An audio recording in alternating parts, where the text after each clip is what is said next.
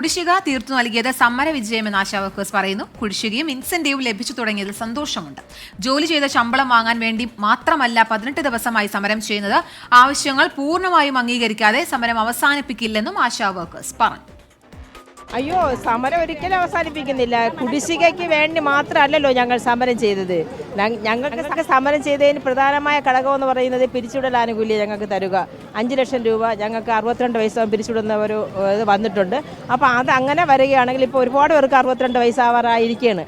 അപ്പോൾ അവർ പിരിഞ്ഞു പോകുമ്പോൾ വെറും കൈയോടെ ഇറങ്ങി പോകാത്ത ഈ 5 ലക്ഷം രൂപ അവർക്ക് കൊടുക്കുക. 700 രൂപ ദിവസത്തെ മിനിമം കൂലി എന്ന് പറയുന്നത് അതെങ്കിലും കിട്ടാതെ ഞങ്ങൾ വെറും 232 രൂപയ്ക്ക് ഞങ്ങൾ എങ്ങനെ ജീവിക്കും?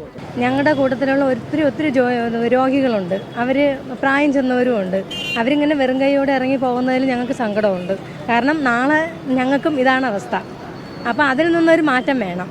അപ്പോൾ ഞങ്ങൾ ഇവിടുന്ന് മാറണമെങ്കിൽ ഇതെല്ലാം ഓർഡറാക്കി ഉള്ള ലെറ്റർ ഞങ്ങളുടെ കയ്യിൽ കിട്ടണം.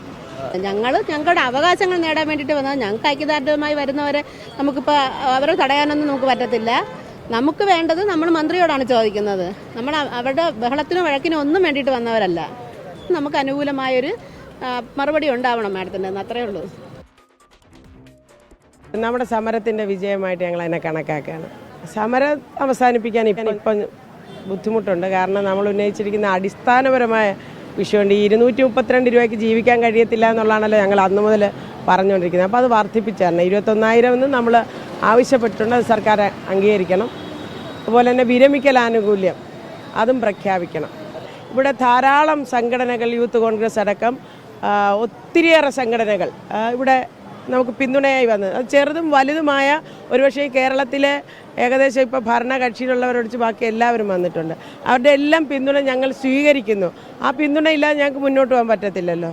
അപ്പോൾ പക്ഷേ ആ സമരത്തിൻ്റെ പേരിൽ ആരെങ്കിലും അതിനെ സമരത്തെ പിന്തുണയ്ക്കുന്നതിൻ്റെ ഭാഗമായി അക്രമം നടത്തിയത് ഞങ്ങൾക്ക് അതിനകത്ത് റെസ്പോൺസിബിലിറ്റി ഇല്ല. അക്രമത്തോട് ഞങ്ങൾ യോജിക്കുന്നില്ല. കാരണം ഞങ്ങൾ 18 ദിവസം ഞങ്ങൾ ഇവിടെ ഇരുന്നത് അക്രമം നടത്താനായിരുന്നേ വളരെ വൈകാരികമായ തലത്തിലാണ് ഞങ്ങളിരുന്നത്. പക്ഷേ ഞങ്ങളുടെ തീരുമാനം ഞങ്ങൾ അക്രമം നടത്തില്ല, ഒരു തരത്തിലുമുള്ള നിയമലംഘനം നടത്തില്ല എന്ന് തീരുമാനിച്ചിട്ടാണ് ഞങ്ങൾ വന്നിരിക്കുന്നത്, ഇതുവരെ ഇരിക്കുന്നത്.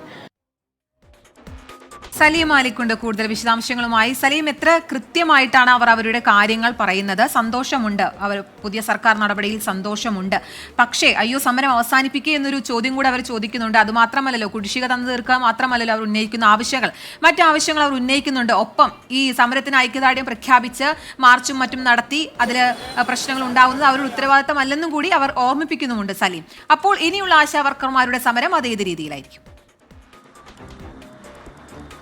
കീർത്തന, കഴിഞ്ഞ 18 ദിവസമായും ഇതേ ക്ലാരിറ്റിയോടുകൂടി ആശാ വർക്കേഴ്സ് സംസാരിച്ചു കൊണ്ടിരിക്കുകയാണ്. അവരുടെ വാക്കുകളിൽ ഒരു ക്ലാരിറ്റി കുറവും ഒരു ഘട്ടത്തിലും ഉണ്ടായിട്ടില്ല എന്നുള്ളതാണ്. അതിൽ ഏറ്റവും ഒടുവിൽ ഇവർ ഉയർത്തിയ സമരാവശ്യങ്ങളിൽ പ്രധാനപ്പെട്ട ഒരാവശ്യമായിരുന്ന കുടിശ്ശിക പൂർണ്ണമായും നൽകുക എന്നുള്ളൊരാവശ്യം ഇപ്പോൾ അംഗീകരിച്ചിരിക്കുന്നു. ഒടുവിൽ സർക്കാരിന് ആ തീരുമാനത്തിലേക്ക് എത്തിയിരിക്കുന്നു. അത് സമരവിജയമാണ് എന്ന് പറയുന്നുണ്ട്. ആ കുടിശ്ശിക തന്ന് തീർത്തതിൽ ഇൻസെൻറ്റീവ് കൂടി അനുവദിച്ചതിൽ സന്തോഷമുണ്ട്. ആദ്യമായാണ് ഈ നിലയിലെങ്കിലും ഇൻസെൻറ്റീവും കുടിശ്ശികയും ഒക്കെ ഒന്നിച്ചൊരു 10,000 രൂപയ്ക്ക് അടുത്ത് അക്കൗണ്ടിലേക്ക് വരുന്നത്. ചിലരുടെ അക്കൗണ്ടിലേക്കെങ്കിലും ആ പണം എത്തി തുടങ്ങിയിട്ടുണ്ട്. അത് സന്തോഷമുള്ളതാണ്. അത് സമരവിജയം തന്നെയാണ് എന്ന് സമരക്കാർ പറയുന്നു. പക്ഷേ അതുകൊണ്ട് പിരിഞ്ഞു പോകാൻ കഴിയില്ല. പ്രധാനപ്പെട്ട ആവശ്യം അതല്ല എന്നുള്ളതാണ്. വിരമിക്കൽ ആനുകൂല്യം നൽകുക എന്നുള്ളതും ഒപ്പം തന്നെ ഇൻസെൻറ്റീവ് 21,000 രൂപയായി ഉയർത്തുക എന്നുള്ളതുമാണ് അവർ സമരക്കാർ ഉയർത്തുന്ന ആവശ്യം. അതിൽ ആ ഇൻസെൻറ്റീവ് അവർ ഈ ഓണറേറിയം 21,000 രൂപയായി ഉയർത്തുക എന്ന ആവശ്യം അത് പകുതിയെങ്കിലും വർദ്ധിപ്പിക്കാതെ അവരെന്തായാലും ഈ സമരത്തിൽ നിന്ന് പിന്നോട്ടില്ല എന്നൊരു ഉറച്ച നിലപാടിലാണ്. അതുകൊണ്ട് തന്നെ ആ നിലയിൽ ഈ സമരം ഉടനൊന്നും അവസാനിക്കില്ല എന്നുള്ളത് തന്നെയാണ്. അടുത്ത ദിവസങ്ങളിലൊക്കെ തീരുമാനിച്ചിരിക്കുന്ന രീതിയിൽ സമരം ആ നിലയിൽ തന്നെ മുന്നോട്ട് പോകും. നിയമസഭാ മാർച്ച് ഉൾപ്പെടെയുള്ള ഒരു കാര്യത്തിലും പുറകോട്ടില്ല എന്നുകൂടി പറയുന്നു.